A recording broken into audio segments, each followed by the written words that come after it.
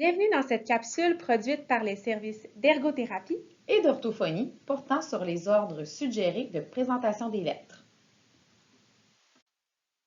Grâce aux données de recherche, nous connaissons maintenant mieux les mécanismes d'apprentissage et les principes à considérer pour favoriser un apprentissage efficace et efficient.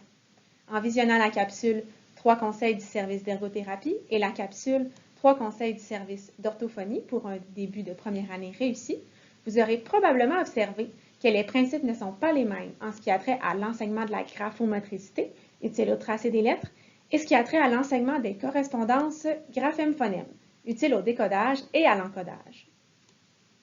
En effet, les habiletés à développer sont bien différentes dans les deux cas. C'est pourquoi il est impossible d'établir une seule séquence de présentation.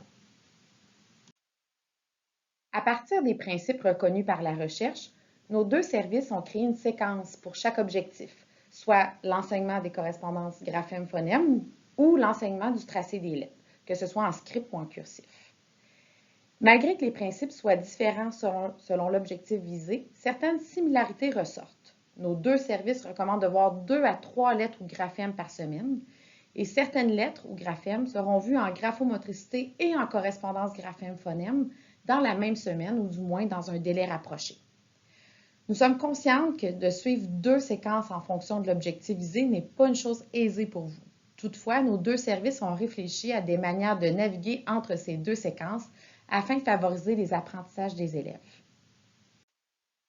Mais avant toute chose, il est important de se rappeler que la compétence écrire implique beaucoup d'habiletés à coordonner. Pour un enfant apprenti scripteur, la surcharge cognitive associée au fait de gérer tous ces paliers d'habileté en même temps est très grande. En effet, des ressources cognitives sont allouées à générer des idées et les structurer, mettre ces idées en phrase en respectant une syntaxe adéquate. Ces deux éléments font référence à la sphère rédaction, illustrée dans la figure de droite. Des ressources cognitives sont également utilisées pour choisir les bons mots à mettre dans la phrase pour mieux traduire son idée. Cette habileté chevauche la sphère rédaction et orthographe. Ensuite, des ressources cognitives sont dévolues à découper les sons du mot, associer les phonèmes au bon graphème, en plus de faire appel aux connaissances orthographiques. Ces habiletés font partie de la sphère orthographe. Enfin, pour mettre tout cela sur papier à l'aide d'un crayon, beaucoup d'énergie cognitive sera nécessaire pour tracer les lettres. La graphomotricité constitue la plus petite sphère, mais il ne faut pas sous-estimer la charge cognitive qui lui est associée chez l'apprenti scripteur. Les habiletés à gérer vont bien au-delà du tracé de la lettre. On pense à le positionnement assis, positionnement à la tâche, la prise du crayon, la pression du crayon sur la feuille, l'organisation sur la page, le choix de la lettre à écrire, la visualisation de la forme de la lettre dans ma tête, etc. Pour imaginer le développement de la compétence écrire, imaginez que l'on veuille devenir bon à jouer au hockey. Jouer au hockey est donc notre compétence visée. Pour y arriver, on devra développer plusieurs habiletés. Patiner vite et longtemps, tenir le bâton, frapper la rondelle avec la bonne force et la bonne vitesse, viser pour que la rondelle se rende à l'endroit désiré, comprendre les règles du jeu, se repérer sur la glace, etc. En entraînement, un moment sera alloué à travailler séparément chacune des habiletés. Par exemple, pratiquer les techniques de patinage incluant le freinage, travailler l'endurance cardiovasculaire pour soutenir le patinage, possiblement même s'entraîner en salle pour améliorer la force. Donc, utiliser différentes modalités pour travailler une même habileté. Il y aura peut-être même une partie théorique pour expliquer les différentes stratégies du jeu. On comprend donc que différentes habiletés sont travaillées séparément pour qu'on puisse se concentrer sur une nouveauté à la fois. Plus tard, dans le même entraînement, un mini-match pourra nous permettre d'intégrer toutes les habiletés travaillées, même si elles ne sont pas complètement maîtrisées. Il est possible qu'on se sente moins performant lorsque chaque habileté est intégrée dans un mini-match plutôt que lorsqu'on l'avait pratiqué séparément. C'est parce que les ressources cognitives sont alors divisées entre plusieurs habiletés à travailler en même temps. C'est la même chose pour la compétence écrire des textes variés.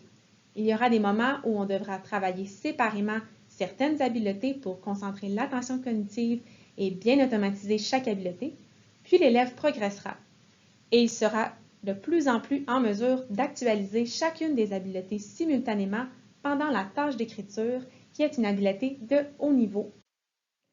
Vous aurez donc compris que notre premier conseil est de prévoir des périodes de travail où certaines habiletés de base seront par moment travaillées isolément. Ainsi, l'enseignement du décodage, de la graphomotricité et de l'encodage devront être enseignés dans des périodes de travail distinctes. C'est ce qui nous permet d'avoir un ordre de présentation spécifique à la graphomotricité et un ordre spécifique aux correspondances graphème-phonème. Toutefois, peu importe si on est en train de suivre la séquence de présentation des lettres en graphomotricité ou celle des correspondances graphème-phonème, nous vous conseillons de toujours faire le lien entre les 4 identités de la lettre. C'est ce qui permet de mieux intégrer l'information grâce au lien entre les apprentissages et leur réactivation à divers moments. C'est donc notre deuxième conseil. Concrètement, voici comment faire lorsqu'une lettre est vue en graphomotricité avant de l'être en décodage et encodage. Généralement, au préscolaire, on a déjà commencé à enseigner aux élèves l'association de la forme, du nom et du son des lettres de l'alphabet.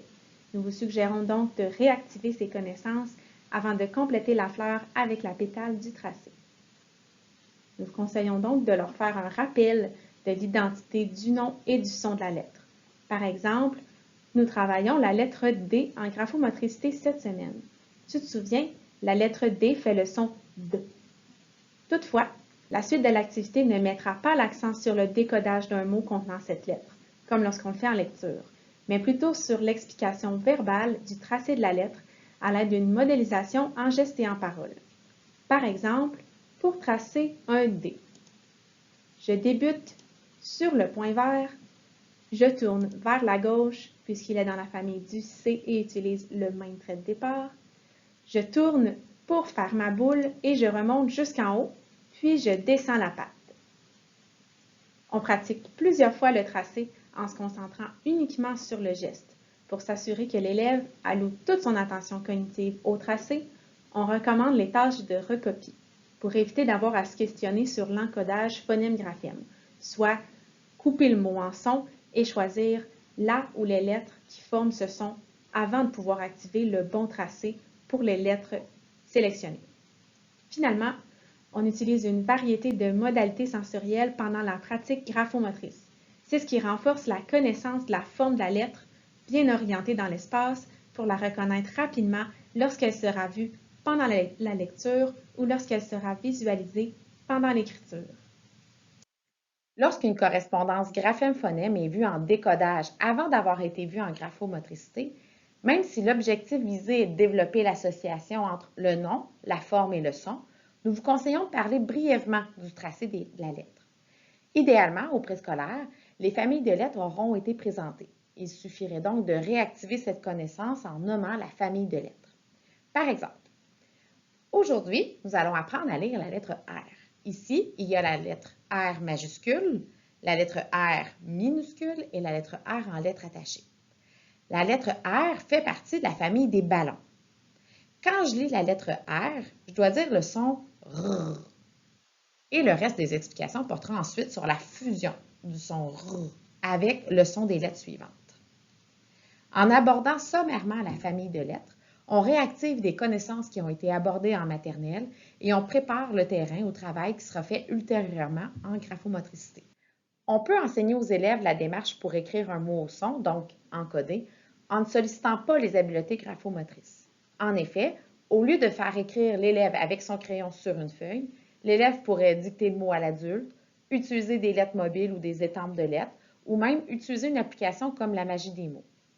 Ainsi, si une lettre n'a pas encore été vue en graphomotricité, on peut quand même faire appel à la correspondance phonème-graphème sans pour autant faire tracer la lettre aux élèves.